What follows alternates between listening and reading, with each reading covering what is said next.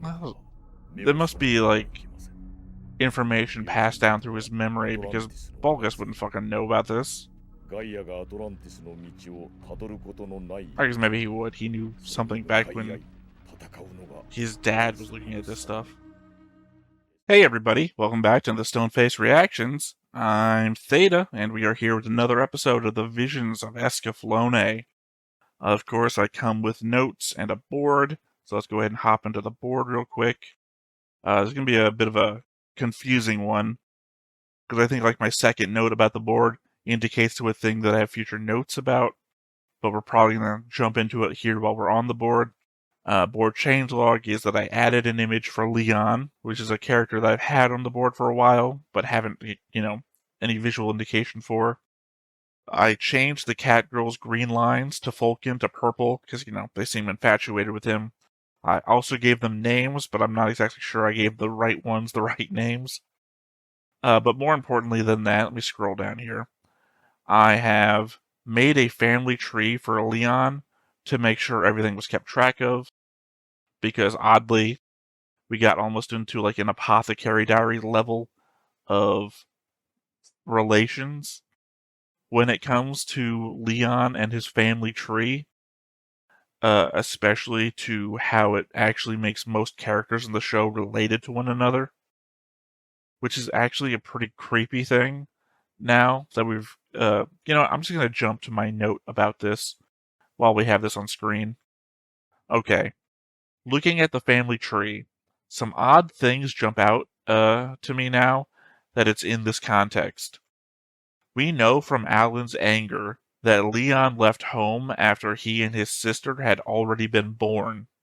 In fact, long enough after that he was cognizant of the world and able to blame him for everything that happened to the family in his absence. Leon, on said journey, runs into Hitomi's grandma, and in their encounter, she gets pregnant with Hitomi's mother, making Hitomi's mother younger than Alan, essentially meaning Hitomi's love interests are a guy her own age and a man older than her mother and technically her half-uncle. I know it might be a little bit more confusing because I added Dryden and his family because I was covering families, and I figured I might as well add every family tree that we know. And Vaughn and his family tree as well.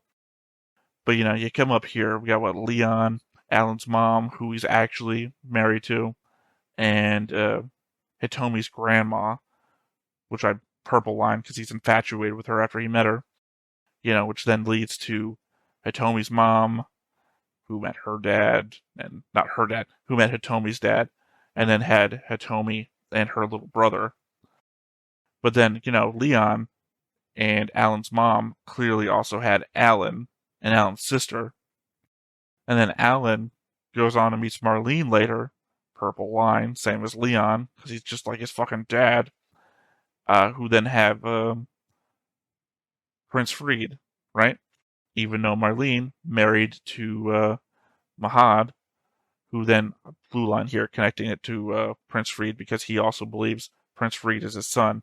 Not from a I don't know about Alan aspect, but from a I don't care who you had him with, I'm treating him as my son, in the best way possible, essentially. And then, also connected Grava Aston to all this because, him and his wife had Marlene, and then also Merlernia and Ares. So, from that aspect, Merlernia being in a relationship with Alan seems to put them on the same age level, at the very least, whereas Alan seems to be a whole generation older than Hitomi. So Hitomi's infatuation with Alan is that much creepier, knowing, once again, older than her mother. Essentially, old enough to be her dad, which I don't know. Maybe. Look, when I was like in my 20s, I was dating a woman who was in her 40s. So it's not like I'm shitting on her for that aspect. I would be guilty of that myself. again, it's more the aspect that he's also her half-uncle. Which technically you could just say he's her uncle, but technically, since he is only from the father side of things and not from the mother side of things, makes him a half relative. So it's just kind of weird. Anyway, that was my note about that specific aspect of the board. I do have other notes. It took me a bit to figure out what the card for this episode was. On screen, it says La Luta, and on first pass, all I got was that Luta was Finnish for from. Remembering that it was Italian on the cards, I looked up further and discovered La Ruta means the wheel. The wheel is an actual tarot card, and sometimes Japanese has this L for R conversion, so I think that's what happened. So the book about the Mystic Valley is written in the language of the Mystic Moon. Which one? I'd say English because I'm biased, but I'd also suspect Japanese from an entirely different bias. The Mystic Valley is the home of the Draconians. I'm guessing that is literal, as the Draconians were what the remaining Atlanteans went by, right? So that would mean what escaping Atlanteans made it to Gaia wound up in the Mystic Valley. So that should have been a that, not what. Sometimes I write these really late at night, and I apologize. My last note here. Dornkirk is actually Isaac from the Mystic Moon. He's constantly looking into the future to change fate, and has a bunch of sorcerers working for him performing fate alteration on his soldiers. No idea really what that means yet, but evidently it can destroy a person, which is what's being indicated when it comes to Delandu and what he's currently going through. I will say my character that I've been drawn as, Delandu, gets more and more interesting the more shit he has to go through. But I guess the indication is that he went through a lot of that before, and we saw him in the middle point where he is like, I'm pressed here to use the word normal, but in the most normal he possibly could have been. And now he's going back to that more interesting aspect of himself, which is the person where the fate alteration is failing, I guess. I mean, I'm really interested to see what the hell that's about. I don't know. I don't think that's going to be coming this episode, but I hope to learn more. That said, though, I don't really have much else but to go say. Let's go and hop on into the episode. But before we get started, make sure that you hit the like button, hit that subscribe button, comment down below to feed that algorithm. On top of all that, if you want to watch more shows like this, unfiltered, uncensored, and uncut, as well as some early access stuff, you can check it out over on the Patreon. It's just $5 a month, but hey, no pressure. There's zero pressure in order to do that. It's just a little bit of extra support, and it would be greatly appreciated. Again, the element of what's going on my relationship board there about who Alan really is to Hitomi, I don't think it so much comes up in the opening of the show, but it certainly really makes the ending of the show, the ending credits, I mean, a little bit creepier. But again, I can't really blame... Oh, I don't know, I can or cannot really blame anybody. I would say I can't blame Hitomi and I can't blame Alan. But maybe more so I can't blame Alan. Hitomi is the one who instantly recognizes through, I don't know, cross-generational spiritual call-out from her grandma. Like, she's actively talking, it feels like, to Hitomi. That she recognizes that was her grandma.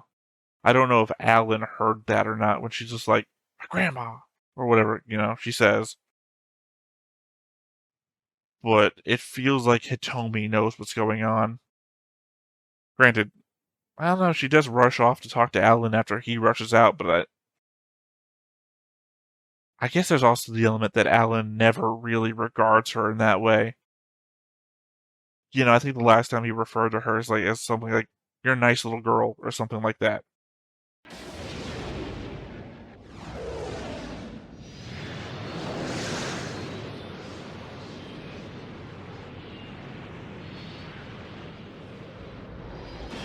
It's funny because it looks the hole in the sky.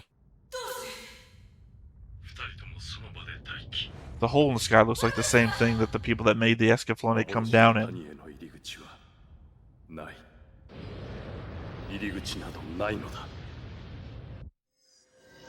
So we're just denying what we're looking at. I don't know what the imperatus means. It's not what I can guess off the top of my head. The matron, maybe?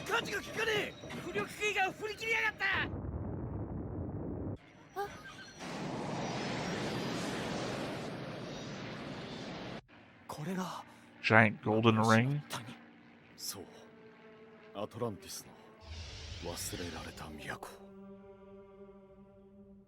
I mean, this can't be on Earth, because I think we would notice a giant fucking golden ring in the sky. Here on Earth.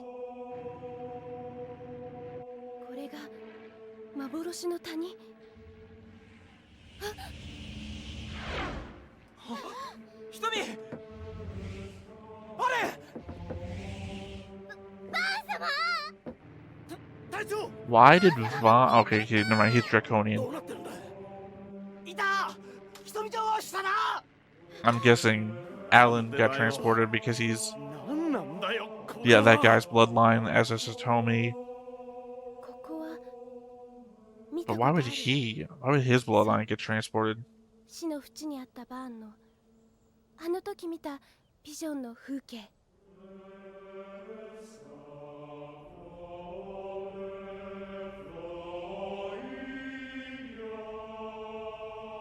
Ooh. Also, doesn't look human.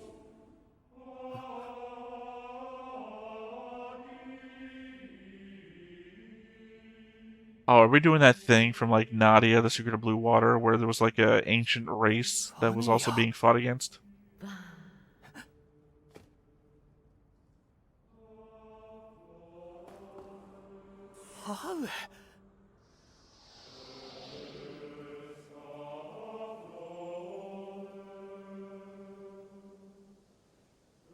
Is it gonna be the sister? Yep, there we go. Well, now we have a name for her, too. I knew it was either gonna be Dad or the sister.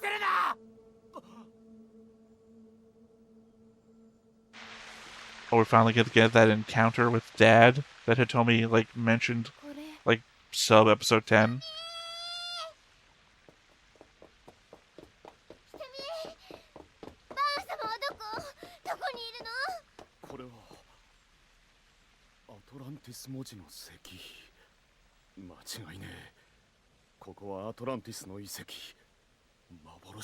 Pretty massive fucking valley. Galactic era?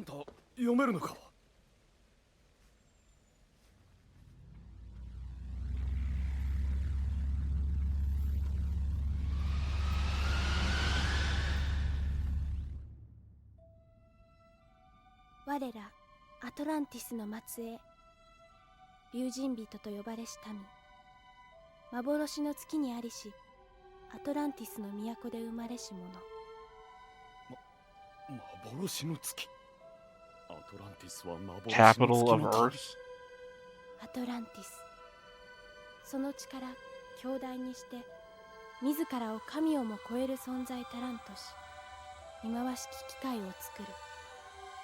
Is that the thing that Dornkirk is looking at? I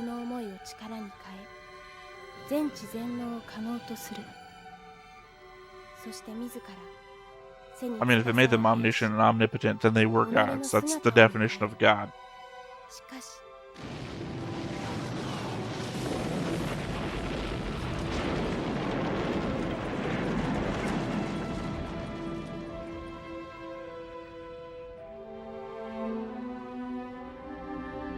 Is that not Dornkirk too? God damn it, everybody looks like fucking Dornkirk.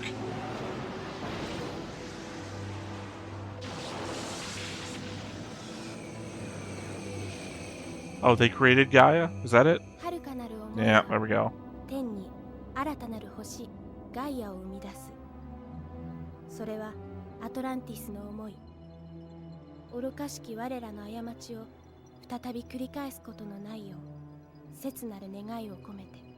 I mean, to be fair though, who did you hurt with your mistakes but yourselves? 天に抱かれ、水に愛され、地に育まれし美しき星。 I mean, legitimately, you didn't hurt the Earth. We're still here. それがアトランティスの謎ってやつかよ。どうしてこれが私が託したのだ。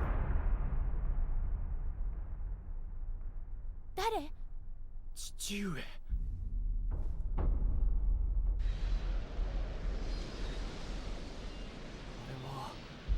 先生の記憶だったのか。そう。 I guess your mother's past life? まみれし竜神人の記憶。バーン様の体に流れる血の記憶。バルガス。バーン様。ご自分の定め。Oh, there must be like information passed down through his memory because Bulgus wouldn't fucking know about this. I guess maybe he would. He knew something back when his dad was looking at this stuff. Escaflowne と共に戦うのです。嫌だ。俺はもう戦いたくない。戦うのは嫌だ。瞳、そこにいるのよ。バーンもアレンさんも。あなた、何を見ているの？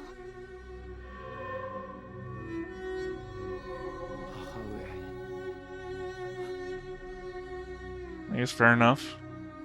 なぜ私があれ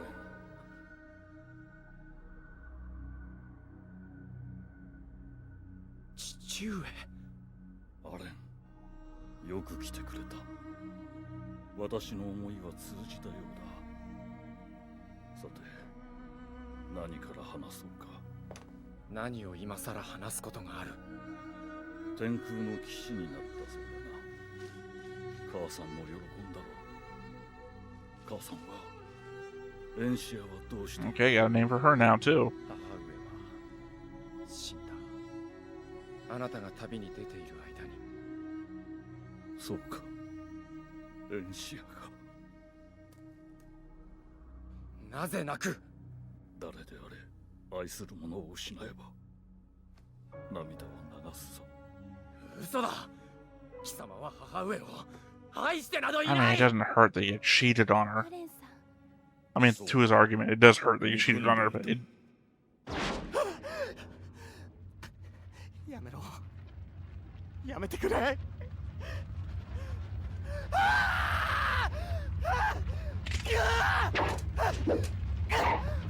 These are standing too close to the procession of the dead. 大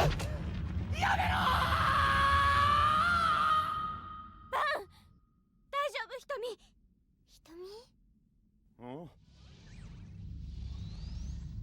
瞳？やべえな、雲行きがおかしくなってきやがった。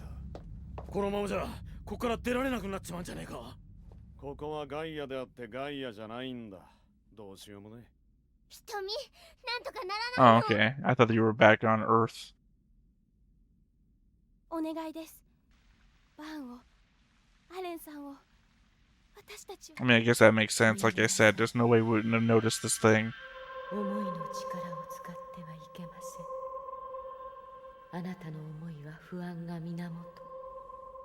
その思いが不安を現実に呼び込んでいるのです。私の思いが。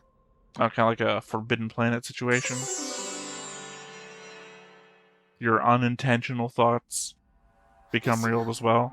そう、バーンたちを苦しめているのはあなたなのです。そんな。 Sorry, Van and the others. Not Van and Alan. Just Van and the あな others. たは未来を占っているつもりでしょうが、そうではありません。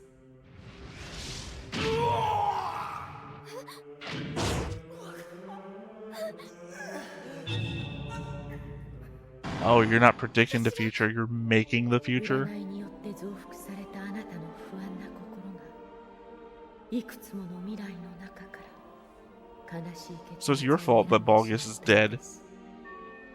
そう、今もあなたの心は不安に満ちています。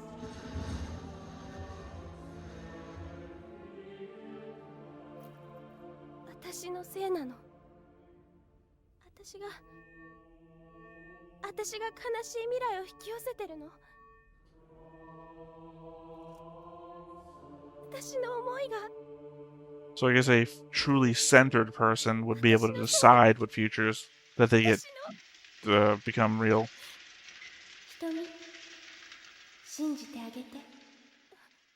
あなたの好きな人を信じてあげて。おばあちゃん。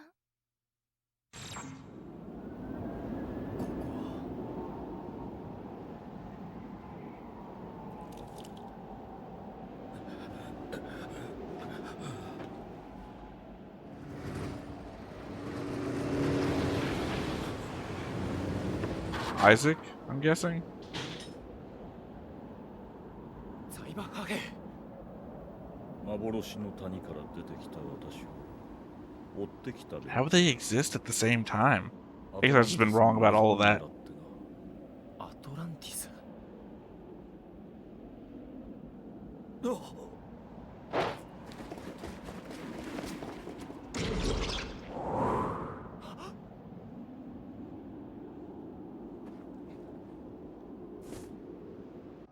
ドルンカーク様、例のもの手に入れました。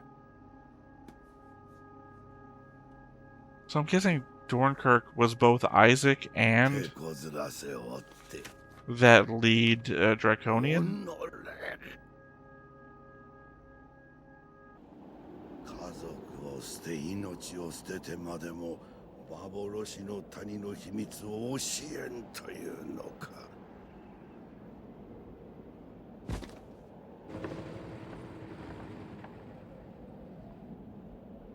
アトランティスの力よ。 Oh, you wouldn't just take the mysterious thing he's clutching in his palm when he's dying? もう一度あの少女に。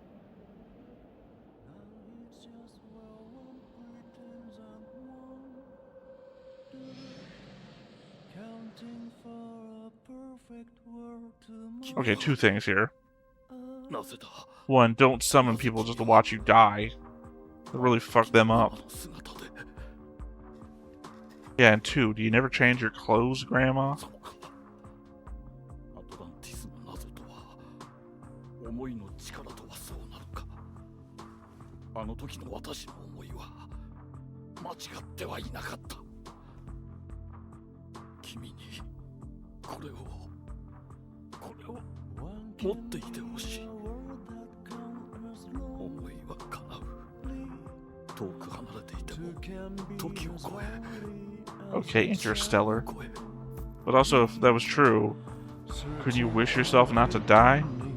As we wander through this world, can we ever know where hearts go? Three is ever perfect, just as clear. Rare, full English song.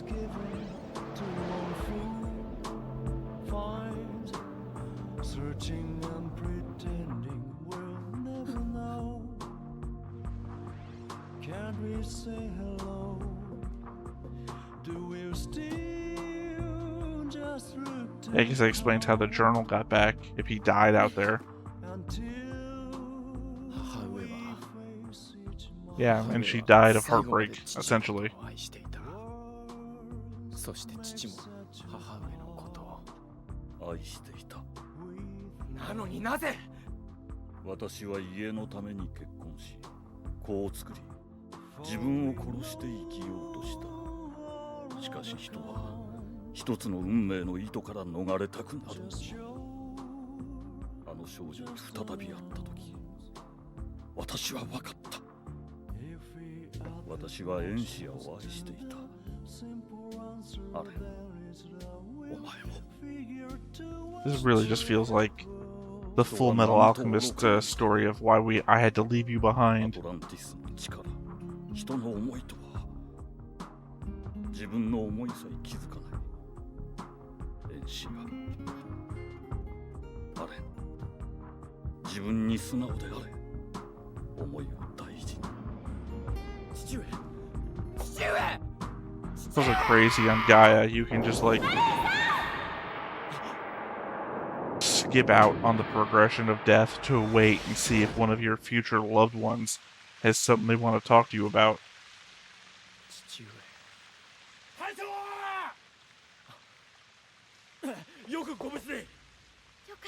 To be fair, she did anticipate that you would have a conversation with your dad, like way back.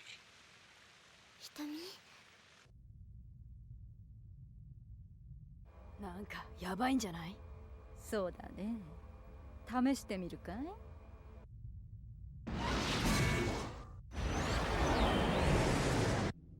成明、エリア機上昇。アトランティスの扉に向かいます。危険だ。やめろ、二人とも。ご心配なく。我々には幸運が。必ず弟君に連れ帰ります。Well, I guess it's time for Falcon to lose something too. もう一息。私たちの幸運の力を。Feels almost certain to me that they're not coming back alive. 何？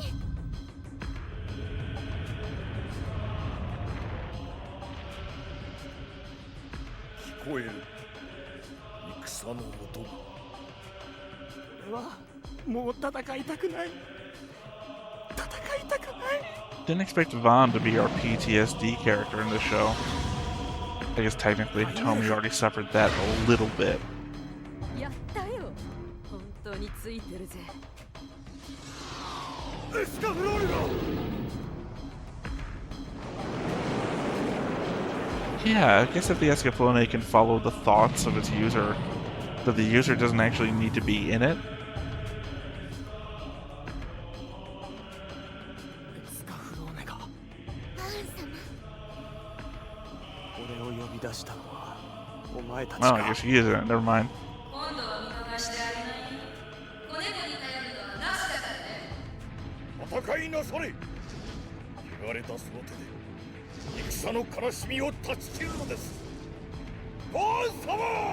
Okay, that's a very Sex Marquise line.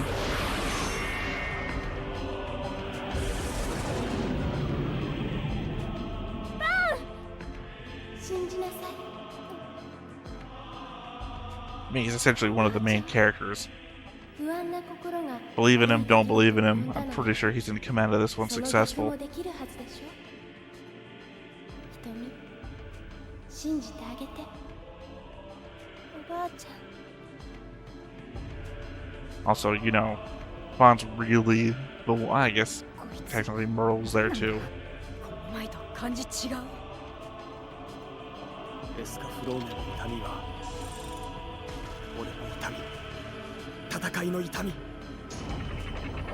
I was gonna say that Vaughn is the one that Hitomi should wind up with, but I'm not anti-Merle. 避けて通れぬ道ならば俺が背負ってやる。戦の業を死んでいった者の悲しみとともに。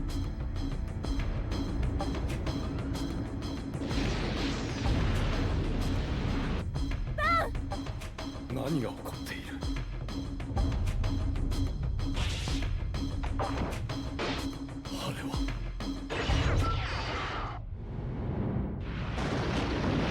I say it better be teleporting them back, otherwise they're gonna be stuck.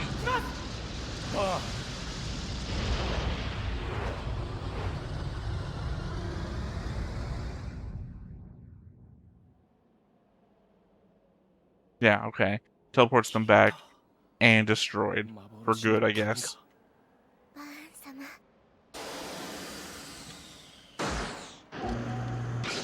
I don't know though, I guess the Mystic Valley wouldn't be the worst place to be trapped in. アトランティスの力が目覚めさせてはならないもの。バーンのお母さん。え？どこに？忘れないで、バーン。ガイアの運命を決めるのはあなたたちの思い。忘れないで、バーン。 Hey, from the opening.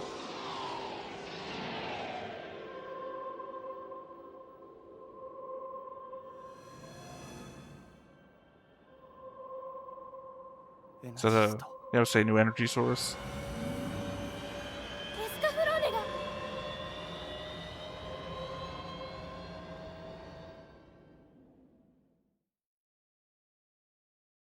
I'm not sure what a new energy source would do for Escaflowne, because it's already better than every other Guy Milf out there. I mean, is it going to remove the element of every cut the Escaflowne takes that Vaughn gets cut in return? Because it really feels like that's the motivating factor for Vaughn at the moment. Or at least, for his entire speech that he's been giving so far. I mean, I just don't know. Like, I don't even know that Vaughn needs an upgrade.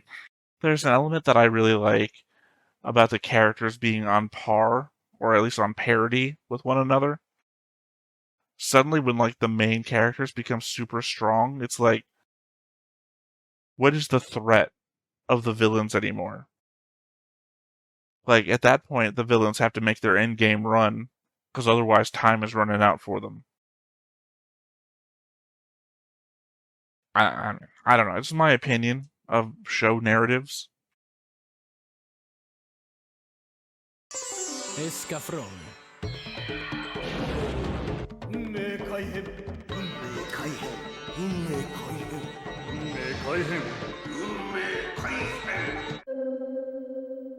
Okay.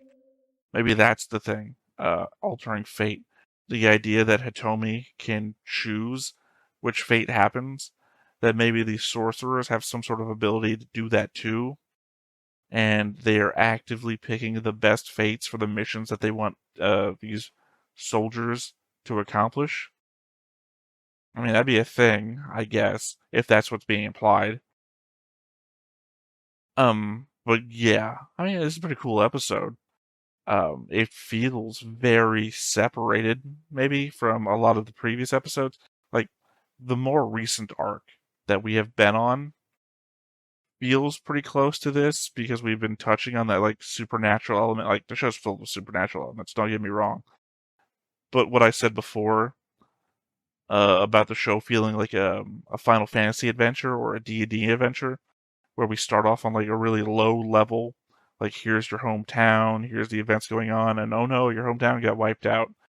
And we have to go on from there to discover how we're going to treat the rest of the world and get vengeance or figure out our destinies, that sort of thing. It feels like the last couple of episodes, we've moved past that and into the world stage, right? We're no longer individual characters operating on individual levels. Now we have fates and backstories and histories that tie us into the greater narrative, and with that, we're going to then move forwards to change the world in a way that we see fit. And that can feel kind of jarring. Like in Final Fantasy and things like that, it usually comes as a result of some major change in the storyline, right? Some big event that shakes up the entire narrative. And I know that that doesn't feel like a massive change to what we see on screen here, because I guess in the aspect that these changes don't come from a world-changing event. Like, that world-changing event actually happened a long time ago, and we're being introduced to it via flashbacks and everything. Like, I would say in a Final Fantasy game, it'd be like watching the city that we came from be destroyed, and then we react based on that. Whereas this is like, here's your motivation's been this the whole time. You haven't understood it. Now, let me help you understand what you're actually doing. That's a bit jarring from a narrative like molasses. It feels like a narrative molasses from which bigger things will come, but you kind of got to wade your way through it. I might not be making any sense here. I might just be talking out of my ass. I don't know. I guess when I come back with future notes, hopefully I'll make more sense then, which I think is what I'm going to have to do here. So, once again, I have been Theta. This has been Stoneface Reactions, and we will catch you next time. Bye-bye. Hey everybody, thanks for watching another Stoneface Reactions. If you have an idea of another video we could go ahead and watch, go ahead and put it in the comments down below and we'll add it to the wheel. Be sure to like, comment, and subscribe, and let us know what you thought about this video, what parts you liked. And until then, we'll see you next time. Is this too goofy?